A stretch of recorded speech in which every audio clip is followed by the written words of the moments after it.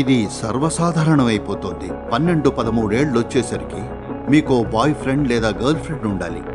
కానీ అలాంటి భావోద్వేగాలు, శారీరకమైన భావోద్వేగాలు, ఆ వయసు పిల్లాడు వాటిని పరిపక్వతతో వ్యవహరించలేకపోవచ్చు.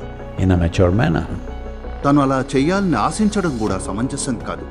13 ఏళ్ల అబ్బాయికి ఒక అమ్మాయి దగ్గరైనప్పుడు, శరీరాలు ప్రతిస్పందించినప్పుడు అతడికి ఆమె తనది. ఇలానే ఉంటుంది. కథల్లో ఇంకా సినిమాల్లో కూడా ప్రతి చోట ఇలానే అంటారు, తను నాది. కాబట్టి ఏదో కారణం వల్ల ఆమె తన నుండి దూరమైతే తను బీభత్సం చేస్తాడు తనదైన రీతిలో. అన్నింటికీ మించి పిల్లలు తల్లిదండ్రుల నుండి తగినంత శ్రద్ధ లేకుండా పెరుగుతున్నారు. పిల్లల కోసం ఎవరికీ సమయం లేదు, ఓపెన్ ఆన్లైన్ మాధ్యమాలకు తప్ప. అయితే అక్కడేముంది? చాలా బోధనాత్మకమైంది ఉండవచ్చు, చాలా చాలా ప్రమాదకరమైంది ఉండొచ్చు. కానీ ముఖ్యమైన విషయం ఏమిటంటే వాటినిస్తున్నది మీ గురించి ఏమాత్రం శ్రద్ధ లేని వ్యక్తులు. ఇది మారాలి.